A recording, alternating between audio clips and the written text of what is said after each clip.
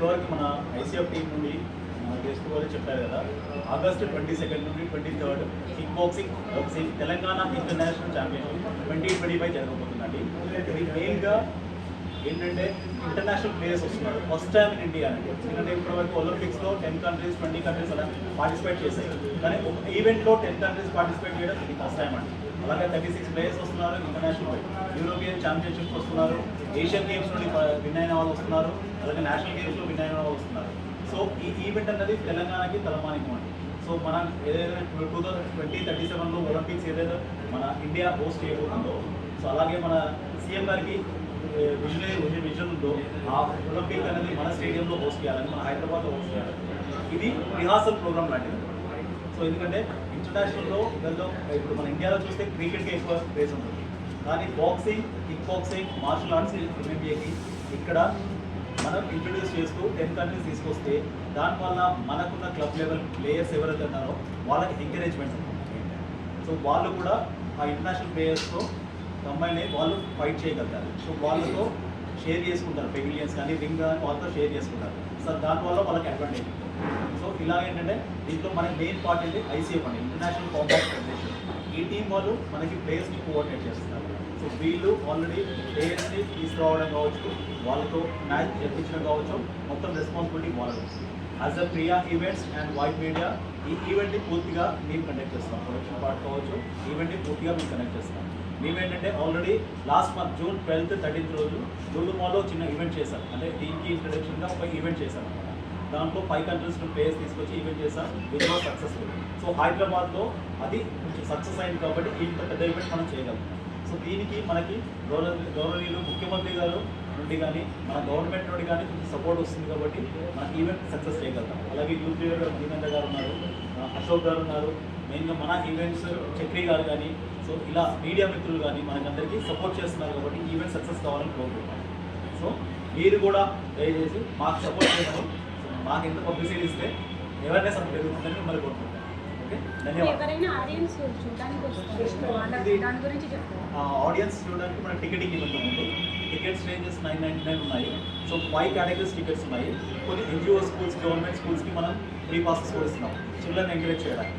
అలాగే sports foundation వాళ్ళు ఉన్నారు, సాయిబాబా గారు, వాళ్ళ తరఫున కూడా మనం కొన్ని ఇస్తున్నాము.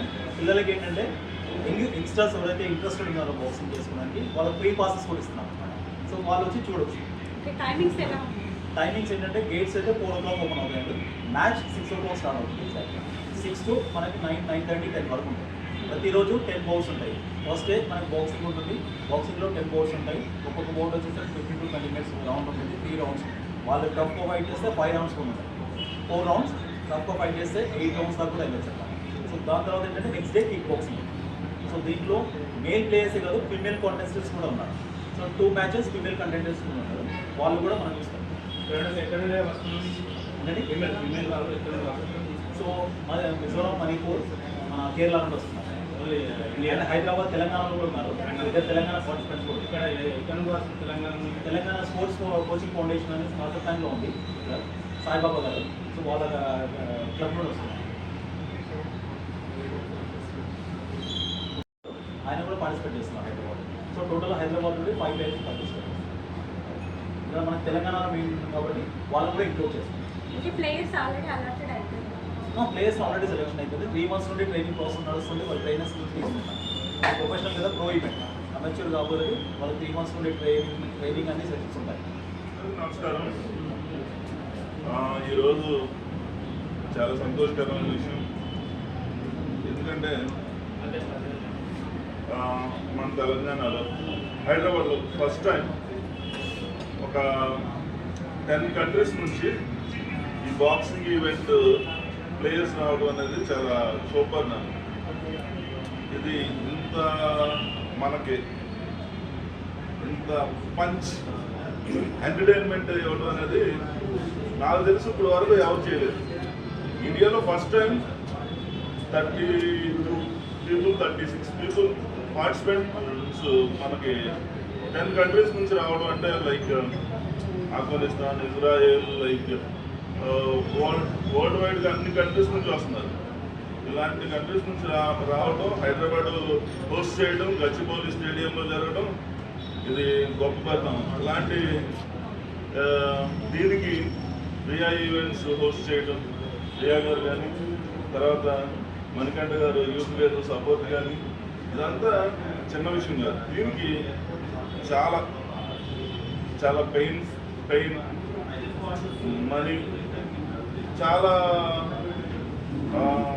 చాలా చాలా కష్టమైన విషయం. దీంతో పాటు బాక్సింగ్ ఫెడరేషన్ నుంచి, తర్వాత ఐసీఎఫ్ నుంచి, ఎంఎంఏ నుంచి వీళ్ళు వచ్చి సార్లు సపోర్ట్ చేయడం, ఈ ఈవెంట్కి నిజంగా చెప్పాలంటే పొలిటికల్ గవర్నమెంట్ సపోర్ట్ చేయడం, వీళ్ళందరూ చేయడం అనేది, ఇదంతా కోఆర్డినేట్ చేయడం అనేది చాలా గొప్ప విషయం. ఇలాంటి జరగడం హైదరాబాద్కి కానీ, మన దేశానికి కానీ, తెలంగాణకి కానీ చాలా గర్వించదగ్గ విషయం.